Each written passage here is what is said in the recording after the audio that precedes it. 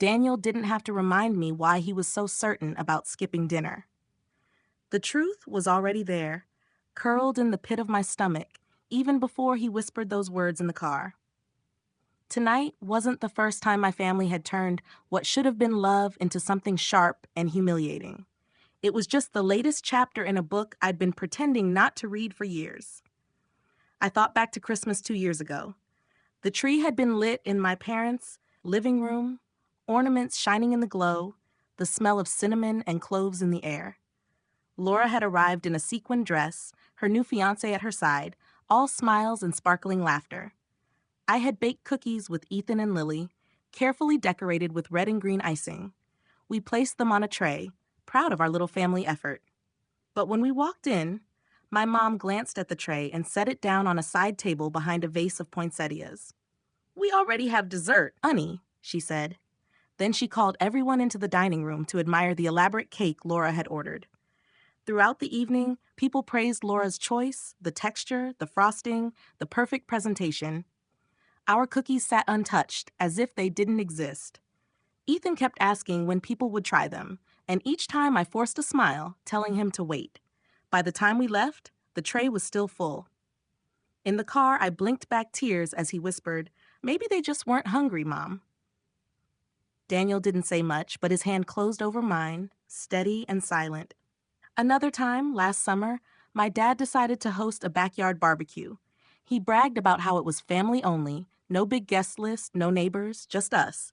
I spent the entire morning preparing potato salad and grilled vegetables, wanting to contribute something. When we arrived, the grill was already smoking, burgers and ribs lined up, beers cracking open. But the moment I set the dishes on the table, Laura wrinkled her nose. "Who even eats grilled zucchini?" She laughed, loud enough for everyone to hear. A few cousins chuckled. My dad chimed in, "Well, you know your sister, always trying to be healthy." The way he said it wasn't praise. It was a jab, another reminder that I was the odd one out. Nobody touched the vegetables. By the end of the night, they were warm and soggy, forgotten at the corner of the table. Daniel had pulled me aside while Laura told a dramatic story about her promotion. "You don't have to keep doing this," he whispered. "They'll never see what you're trying to give." His words hurt, not because he was wrong, but because he was right. And then there was the time 3 months ago when my mom called out of the blue. She asked if I could send her some money, just until the end of the month. She said it was for a bill that had slipped through the cracks. I hesitated but agreed, transferring a few $100s. Weeks later, I saw Laura post a photo on Instagram of her and my parents at a spa resort, smiling in white robes, champagne glasses in hand. I asked my mom about it, and she brushed it off. "Oh, Laura treated us," she said, her voice breezy. But Daniel caught my eye across the room, the same suspicion tightening his mouth. We both knew better. These weren't isolated events. They were part of a pattern I had been trying to ignore since I was a teenager. Laura was always the star, the one who could do no wrong. She was the golden child, showered with attention, praise, and excuses. I was the afterthought, the reliable one, the one who could be overlooked because I would never make a scene. I remembered one Thanksgiving when I was 16. My dad asked Laura to carve the turkey, even though I had been the one helping in the kitchen all morning. When I looked surprised, my mom said, "It's important to let your sister shine." Those words carved deeper than any knife could. They set the tone for decades to come. Even after I grew up, got married, had children of my own, the dynamic didn't change. I could bring flowers, food, thoughtful gifts, and they would still find a way to diminish it. Laura could walk in with nothing but her smile, and she was celebrated. Daniel had been a witness to all of it since the beginning of our relationship. The first time he came to meet my family, he noticed how my mom asked Laura about her plans, her job, her dreams, while I sat at the table, largely invisible. He told me afterward, gently, "It feels like they don't really see you." I laughed it off at the time, but his words stayed with me. And now, sitting in that parked car outside the convenience store, I realized he had been seeing clearly all along. I was the one who kept squinting, trying to blur the lines, to pretend the picture wasn't as bad as it was. My phone buzzed again, this time with a text from my mom. "Where are you? Dinner is getting cold." The words looked harmless, even caring on the surface. But I could already hear the undertone, the sharp edge that would come later. The guilt, the blame, the twist that somehow it would be my fault if the evening didn't go as planned. I thought about all the times I had bent over backward to earn their approval. The nights I stayed up baking, the money I scraped together for gifts, the weekends I drove the kids across town, even when I was exhausted from work. And still, it was never enough. Still, Laura's smallest gesture outweighed my every sacrifice. Daniel's whisper in the car wasn't just about tonight. It was about years of watching me walk willingly into situations where I would be belittled, dismissed, or used. He had reached his limit. Maybe he saw something concrete, a detail I hadn't noticed. Or maybe he just knew in his gut that tonight would be another wound I didn't need to carry. As I stared at my mom's text, the pattern became impossible to deny. This wasn't about one dinner. It was about the entire history leading up to it. And for the first time, I wasn't sure if I wanted to go back at all. I was driving down Route 71 with the late afternoon sun spilling through the windshield when my husband, Daniel, suddenly leaned closer and whispered, "Turn the car around, now." His voice wasn't loud, but it carried a weight that pressed against my chest harder than the seatbelt across it. At first, I thought I misheard him. The radio was low, the kids in the back seat were half asleep with their headphones on, and the hum of the tires filled the silence. I glanced at him, waiting for a smile, a joke, something that would soften the sharp edge of his words. But Daniel's jaw was clenched, his knuckles pale against his knees. He wasn't joking. My grip on the steering wheel tightened. "What?" I whispered back, my throat suddenly dry. "Please," he said, still looking straight ahead, not at me. "Just turn around." My stomach dropped like I had missed a step on the stairs. The GPS screen glowed in front of us, a cheerful arrow pointing the way to my parents' house, where dinner was waiting. Or at least, that was the plan. We had been invited a week ago, a casual Sunday dinner. My mom had called it. Just roast chicken, some sides, a chance to see each other again. Nothing dramatic, nothing unusual. But there was nothing casual about Daniel's face right now. I swallowed hard, the back of my neck prickling. "Why?" I asked, forcing my voice to stay calm. Daniel finally turned his head. His eyes, usually steady and calm even when life threw curveballs, were rimmed with a fear I had never seen before. He shook his head once, a small, sharp motion, then leaned back into his seat. "I'll explain later. Just trust me." That word, trust, echoed in my ears louder than the kids' cartoons bleeding through their headphones. My pulse quickened. My palms were damp against the steering wheel. It would have been easier if he had shouted, if he had panicked like I sometimes did when things spiraled. But no, Daniel's whisper carried more urgency than any scream could have. It was quiet, controlled, deliberate. I thought about the dinner waiting for us. My mom setting the table with her old china, my dad pouring himself a glass of Cabernet before even greeting us at the door. My sister Laura probably arriving in her new SUV, bragging about the promotion she'd just posted all over Facebook. For weeks, I had been telling myself this dinner was a chance to smooth things over. We hadn't visited since Christmas, when my mom had made a not-so-subtle comment about how Daniel and I never contribute as much as Laura does. That had stung, but I swallowed it, like I always did. This dinner was supposed to be different, a reset. And yet here we were, less than 3 miles away, with Daniel telling me to turn the car around like our lives depended on it. I pressed my foot lightly against the brake, more to buy time than anything else. The road ahead stretched straight, lined with maple trees just starting to show hints of green in the early spring. My heart raced, pounding in my ears, drowning out the soft music still playing from the radio. "Daniel," I whispered, "you're scaring me." His hand twitched, then rested gently on my arm. His touch was warm, grounding, but his words sent another chill down my spine. "I know, and I'm sorry, but I swear to you, we cannot go there right now." The kids stirred in the back seat. Ethan, our oldest at 10, mumbled something in his sleep, his head resting against the window. Lily, only 7, shifted under her blanket, clutching the stuffed rabbit she never traveled without. I glanced at them in the rearview mirror, their small bodies oblivious to the tension crackling between the 2 adults in the front seat. Every maternal instinct in me screamed to demand answers, to push Daniel until he gave me a reason, any reason, for this sudden detour. But something in his eyes stopped me. It wasn't just fear, it was certainty. Whatever he knew, whatever he had seen or realized, it was enough to make him override my parents' expectations, my carefully planned evening, and my instinct to keep the peace at any cost. My mind raced, darting through possibilities. Did he see something? Did he hear something? A text, a phone call, a warning? Was there some danger waiting at my parents' house that I didn't know about? Or was this about them? About the endless games of favoritism and manipulation they played with me for years? I thought about the last time we had dinner there. My mom had accidentally set only 3 places at the table, then laughed when she saw my face. "Oh, I must have forgotten you," she said, before fetching another plate. Everyone else chuckled like it was harmless, but I had felt the sting for days. Daniel had noticed. He always noticed.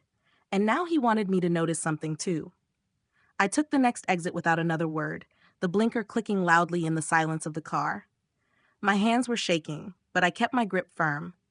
Daniel exhaled, a shaky breath that made my chest tighten. He hadn't relaxed entirely, but there was relief in that sound. Relief that I had listened. We wound down a side road lined with quiet houses and neat lawns, the kind of street where kids left their bikes on the grass and neighbors waved when you drove by. Ordinary, safe, but inside our car, nothing felt safe anymore. I parked in front of a small convenience store, my heart hammering. The kids were still dozing. I shifted into park and turned to Daniel. "You have to tell me," I said, my voice low but firm. "What did you see? Why can't we go to my parents' house?" Daniel didn't answer right away. He closed his eyes, rubbed the bridge of his nose, and for a long moment I thought he might refuse to tell me. Then he leaned closer, his words so soft I had to strain to hear them. "If we had gone inside that house tonight," he whispered, "things would never have been the same again. For you, for me, for the kids." The air in the car grew heavy. My breath caught in my throat. He didn't sound paranoid. He didn't sound uncertain. He sounded like a man who had already seen the truth and was trying to protect me from it. I stared at him, my pulse roaring in my ears, waiting for the explanation that would unravel everything I thought I knew about my family. But before he could say more, my phone buzzed on the console. The screen lit up with my mom's name. My mom's name glowed on the screen, the vibration rattling against the console. For a moment, I couldn't move. Daniel's words still hung in the air, heavy and sharp, warning me that stepping into that house tonight would change everything. My finger hovered over the phone, but I let it buzz until it went silent. I leaned back in the seat, my breath uneven.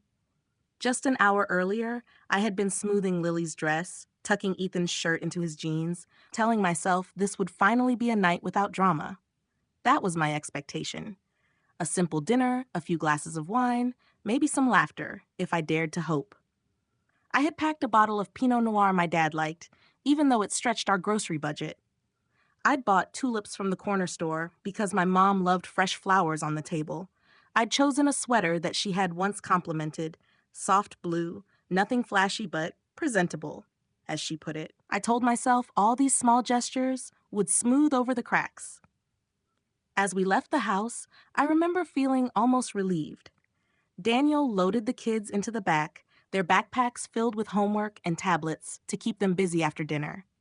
I tucked the flowers under my arm, locked the front door, and thought, maybe this time will be different.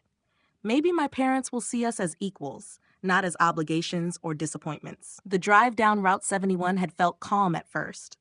The sky was streaked with gold, the kind of light that makes everything look softer. Ethan had asked if Grandma would make her famous mashed potatoes. Lily wanted to know if she could sleep over at my sister Laura's house afterward. I answered with a smile, picturing a night where everyone got along, where we left with full stomachs and lighter hearts. That was the dream. But the reality had started cracking even before we reached the exit. Daniel had been quiet the whole ride, quieter than usual. His hand rested on his knee, tapping once, twice, then stilling whenever I glanced at him. At one point he checked his phone, his brow furrowed, but when I asked if something was wrong, he only muttered, "Just work stuff." I didn't push. I wanted tonight to feel normal, not another fight over my family's behavior. Still, I noticed the way he avoided looking at the GPS as we drew closer to my parents' neighborhood. His silence wasn't the comfortable kind we sometimes shared on long drives. It was taut, like a rope stretched too tight, ready to snap. The signs had been there, if I had wanted to see them. The vagueness in my mom's text, just a quick dinner, nothing fancy. She never said nothing fancy. She orchestrated every gathering like a Broadway production, down to the place cards and napkin folds. Then there was the way Laura hadn't replied to my message asking what time she was arriving. No smiley face, no thumbs up, just nothing.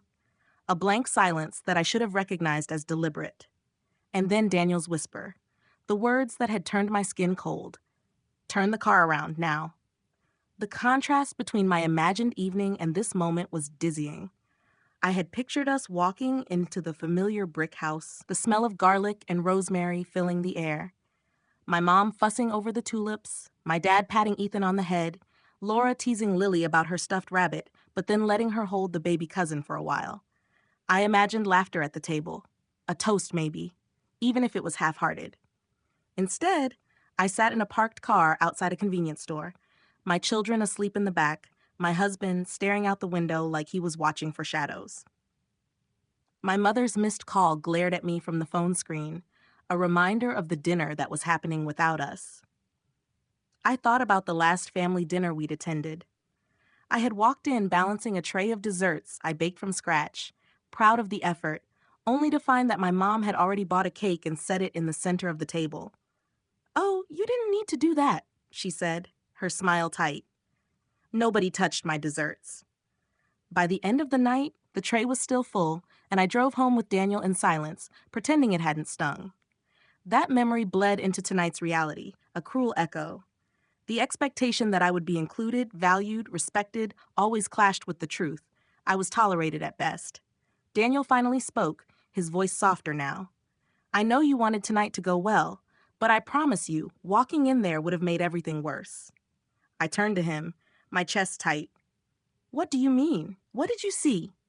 His lips pressed together. He didn't answer right away, and that silence was worse than anything. The phone buzzed again, another call from my mom. This time, Ethan stirred awake, rubbing his eyes. "Are we there yet?" he mumbled. I forced a smile into my voice. "Not yet, buddy. We took a little detour." But inside, the detour wasn't just on the road. It was in my entire life, a sharp veer away from the path I'd been clinging to, the illusion of a family that still wanted me. I pressed the button and declined the call. The screen went dark, reflecting my own uneasy face back at me. That was the moment I realized the version of reality I had been holding on to was gone. The dinner waiting for us at my parents' house wasn't meant to bring us closer. It was something else entirely, something I wasn't ready to name. And Daniel knew it. The text from my mom blinked on the screen again.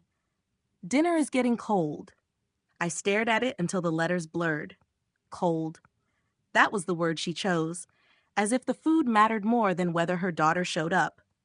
My thumb hovered over the keyboard, but I didn't type anything back. Daniel's silence pressed against me harder than the buzzing phone. I finally whispered, "You can't just say something like that and expect me not to ask. What did you see? What's waiting for us in that house?" He glanced over his shoulder. Ethan and Lily were both asleep again, their small bodies curled against their seatbelts. He lowered his voice even more, as if even the air inside the car might be listening. "Before we left, when you were getting the flowers from the kitchen, your sister texted me by mistake." My stomach clenched. "What do you mean?"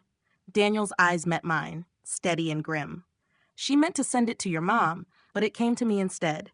It said, 'We'll make sure she finally understands tonight.'" My pulse spiked, hot and uneven. I gripped the steering wheel even though we weren't moving, my knuckles aching from the pressure.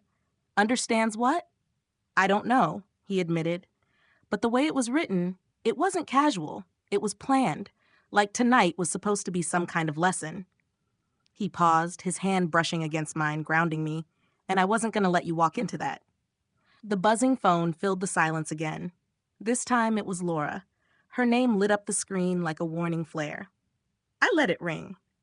I remembered how Laura could turn even the simplest gathering into a performance. The spotlight always seemed to follow her, and my parents let it. They cheered for her smallest accomplishments, while mine dissolved into the background.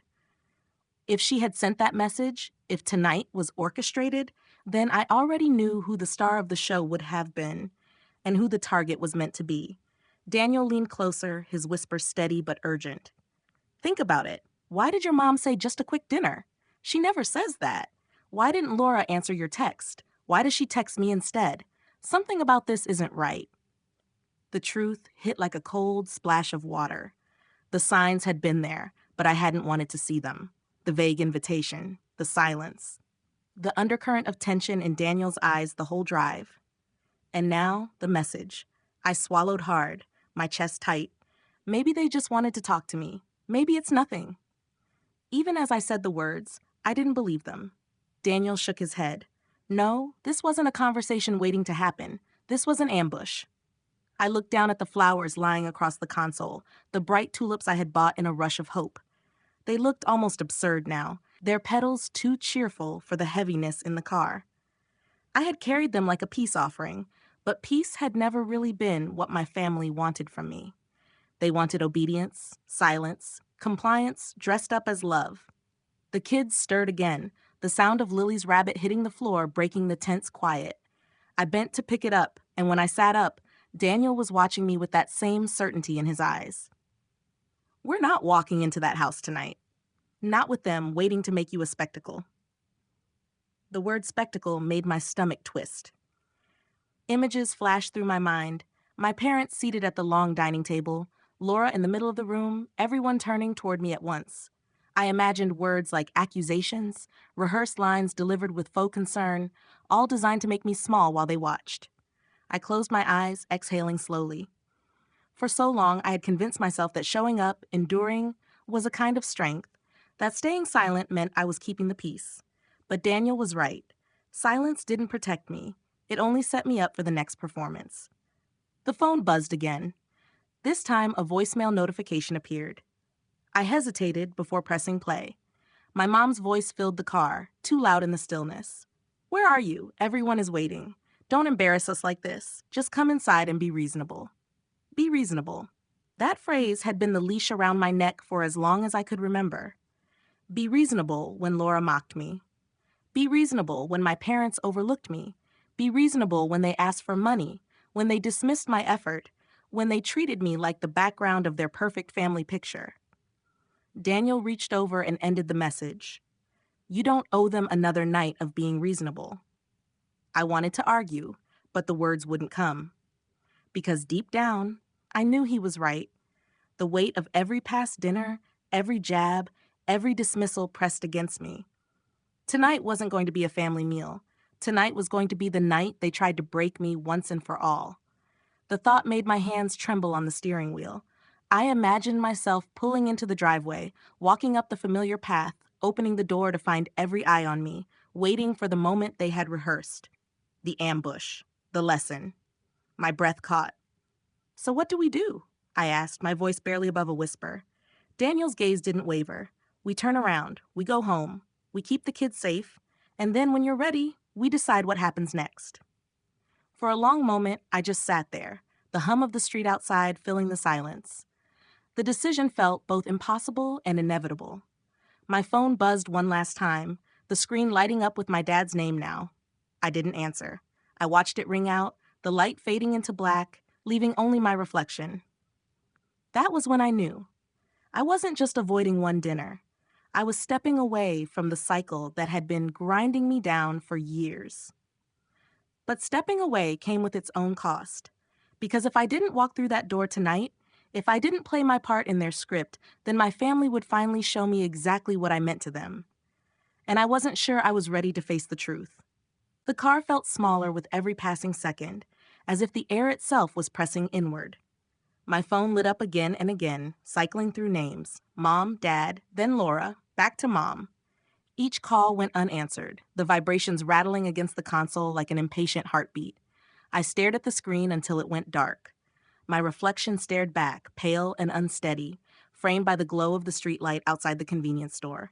For years, I had trained myself to pick up when they called, to respond immediately, to avoid the storm of guilt that followed if I didn't. But tonight, I let the silence stretch.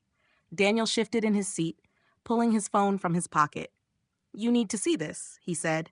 My stomach tightened as he held it out. On the screen was the message Laura had sent, the one meant for my mother. I read it once, then again, the words burning themselves into me. We'll make sure she finally understands tonight.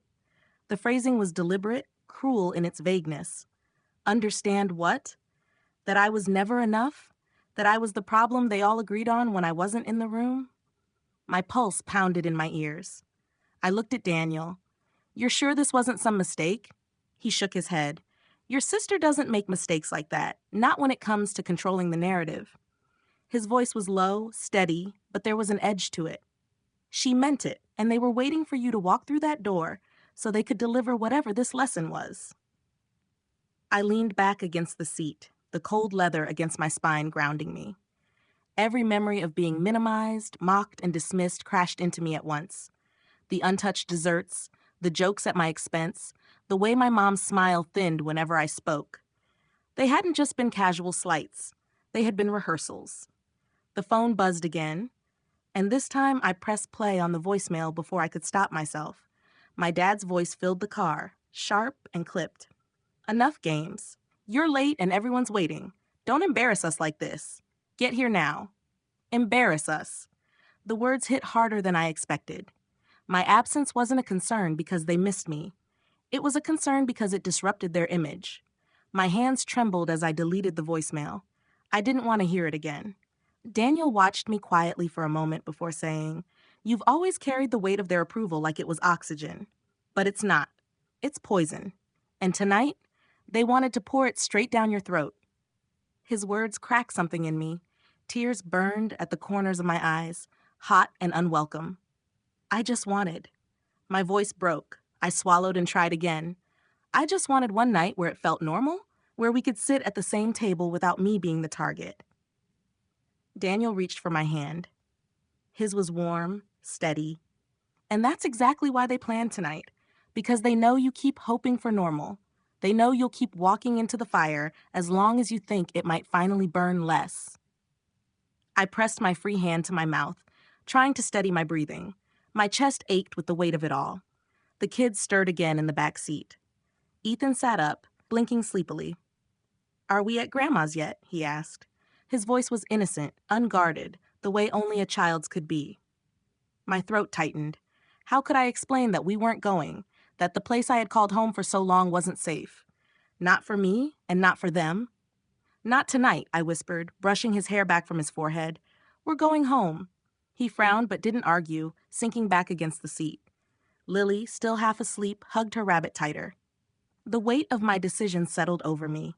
Going home meant facing the fallout. My parents wouldn't let this go quietly. There would be more calls, more messages, and eventually the confrontation I had spent years trying to avoid. But at least tonight, in this car, I had drawn a line.